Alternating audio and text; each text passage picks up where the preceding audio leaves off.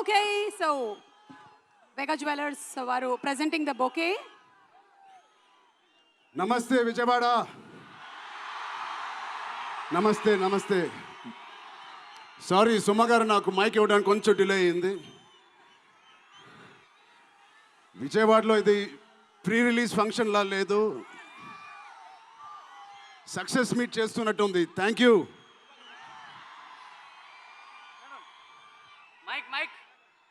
కేశినేని చిన్ని గారికి, దుర్గేష్ గారికి ఇంత గ్రాండ్ సపోర్ట్, ఇంత గ్రాండ్ ఈవెంట్కి సపోర్ట్ చేసినందుకు మీకు, మీ టీం అందరికీ చాలా చాలా థ్యాంక్ యూ సార్. ఇంత షార్ట్ నోట్లెస్ చేసినందుకు.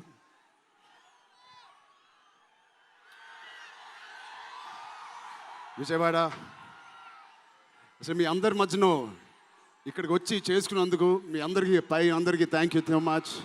చాలాసేపు నుంచి వెయిట్ చేసినందుకు. ఇంత హీట్లో షర్ట్ అంతా మొద్ద అయిపోయింది అందరికీ. బట్ ఈ హీట్ని, ఈ ఎనర్జీని చాలా ఇంతసేపు ఎంజాయ్ చేసాం. విజయవాడలో చేయాలనుకున్నాం. ఎప్పుడైతే డిసైడ్ అయ్యామో నేను సతీష్ గారికి చెప్పాను, ఇది మా లక్కీయెస్ట్ సిటీ. నాన్నగారికి కానీ మాకు ఖైదీ నెంబర్ 150 కూడా ఇక్కడే చేసాం, ఇంద్ర కూడా ఇక్కడ చేసాం.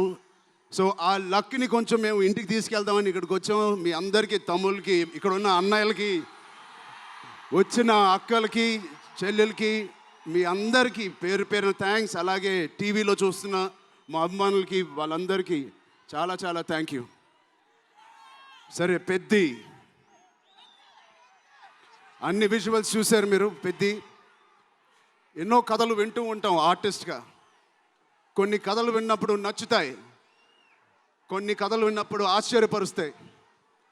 బట్ పెద్ది అనే కథ మాత్రం విన్నప్పుడు ఎక్కడో గుండెలో, నా హృదయానికి చాలా దగ్గరగా హద్దుకుని ఉన్న ఒక కథ.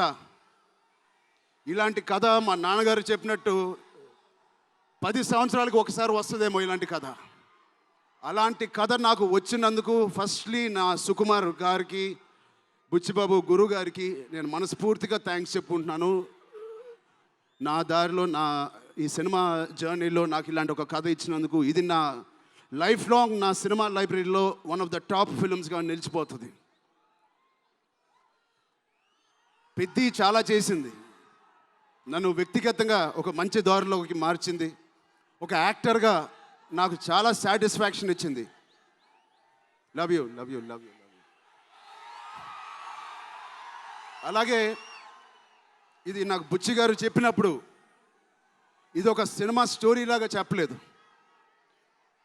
ఒక వ్యక్తి జర్నీ లాగా, ఒక ప్రయాణం లాగా ఒక కథ మొత్తం నరేట్ చేశారు నాకు.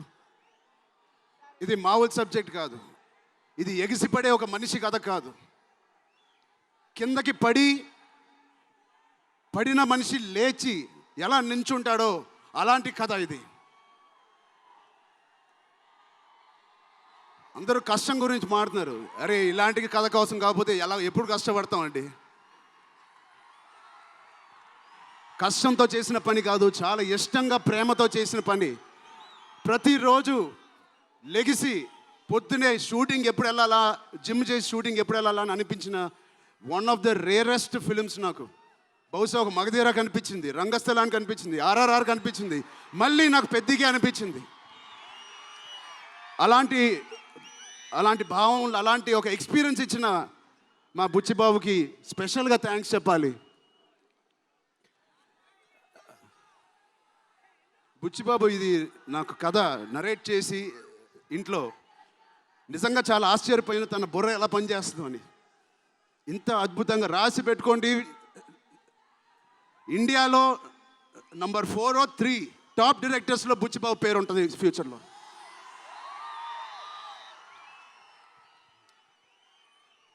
సో అంత మంచి ఎక్స్పీరియన్స్ ఇచ్చిన బుచ్చిబాబు గారికి చాలా థ్యాంక్ యూ. ఇలాంటి సినిమా ఒప్పుకోవడానికి నాకు ఒకటే బలం నా మనసులో, ఇలాంటి సినిమా చెయ్యాలి అని. ఎవరు కాదు, అది మీరే మీకోసమే. నిజంగా ఏ ఆర్టిస్ట్కైనా వాళ్ళ అభిమానుల నుంచి, వాళ్ళ శ్రేయోభిలాషుల నుంచి ఇలాంటి ఎక్సైట్మెంట్, ఇలాంటి ఎంకరేజ్మెంట్ లేకపోతే ఎందుకు చేయాలండి సినిమాలు? హాయిగా ఇంట్లో కూర్చొని వేరే పని చేసుకోవచ్చు. మీకోసం చేతులు ఇరక్కొట్టడమే కాదు, రక్తం చింది కూడా పని చేస్తాను మీకోసం.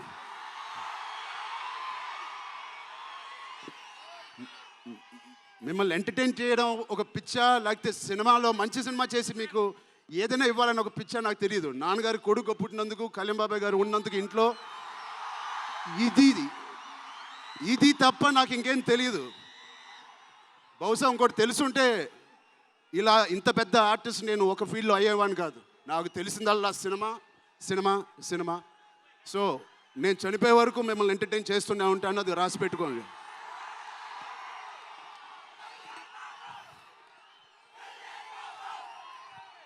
సో మా టెక్నీషియన్స్ గురించి మాట్లాడాలంటే ఫస్ట్ మా రత్నవేల్ గారి గురించి. ఇది 4వ సినిమా రత్నవేల్ గారితో.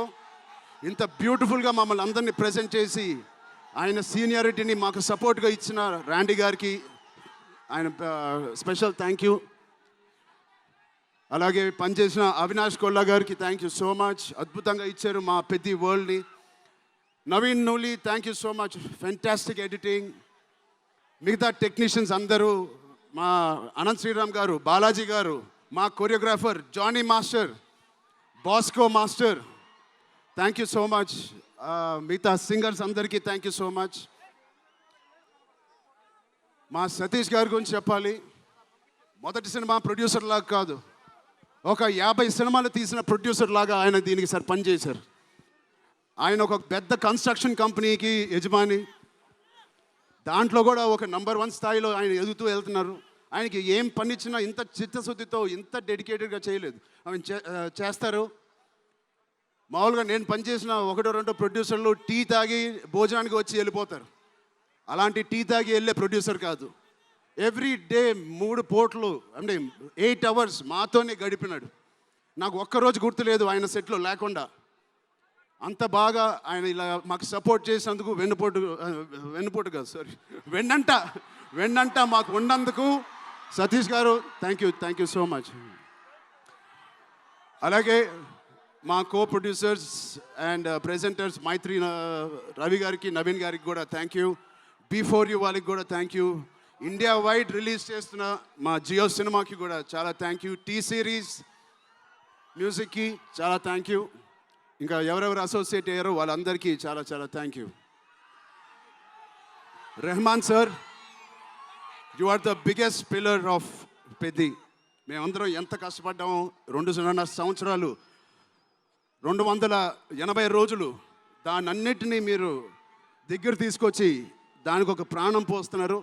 రోజు 6 గంటల మార్నింగ్ వరకు పనిచేసి పడుకుంటున్నారు ఆయన డెడికేషన్కి, ఆయన సినిమాలో పనిచేస్తున్నందుకు చాలా చాలా చాలా థ్యాంక్ యూ. ఏంటి విజయవాడ?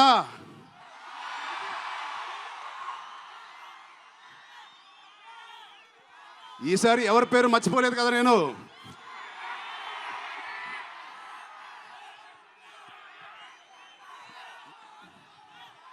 ఆ చంద్రుల్లో ఒక ముక్క జారిందే నా పక్క.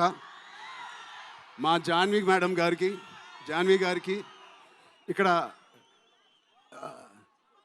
శ్రీదేవి గారు ఎక్కడున్నారో జాన్వి గారిని చూసి ఎంతో మనస్ఫూర్తిగా, ఎంతో గర్వంగా ఆనందపడుతూ ఉంటారు. అలాంటి జాన్వి గారు ఈ సినిమాలో మాతో పనిచేసినందుకు చాలా చాలా థ్యాంక్ యూ జాన్వి గారు.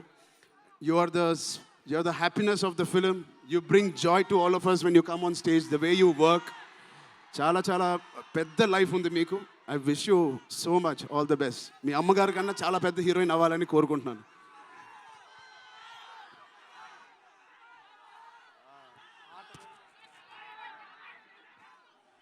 సో డేట్ గుర్తుందా? జూన్. ఒకటే మా అమ్మాయిలందరికీ ఒకటి చెప్పేసి వెళ్ళిపోదాం అనుకుంటున్నాను. యాక్చువల్గా వెళ్ళాలని లేదు, ఇక్కడే ఉండాలని ఉంది మీతోనే. Love you. ఎప్పుడైనా ఒక ఆట ఓడిపోతే అది ఆటగాడు ఓడిపోయినట్టే కాదు, ఒక దేశం మొత్తం ఓడిపోయినట్టు ఏ ఆటైనా. అలాగే ఈ పెద్దిగాడు, మీ అందరికి తెలిసి ఆ డైలాగ్ ఉంది, ఆట ఆడలేదు, ఏంటది, పోరాడాడు.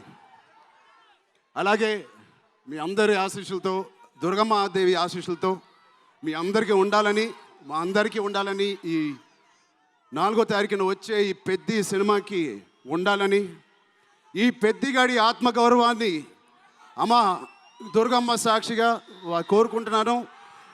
ఆత్మగౌరవాన్ని మీరందరూ ఉన్నత స్థాయికి తీసుకెళ్తారని మనస్ఫూర్తిగా దుర్గాదేవిని కోరుకుంటున్నాను. మీరు కూడా చల్లగా ఉండండి, జాగ్రత్తగా ఇంటికి వెళ్ళండి. మీ కుటుంబ సభ్యులు అందరినీ అడిగానని చెప్పండి. వాళ్ళందరికీ నా నమస్కారాలు ఇవ్వండి. మీరందరూ ఇంతసేపు ఉన్నందుకు థ్యాంక్ యూ.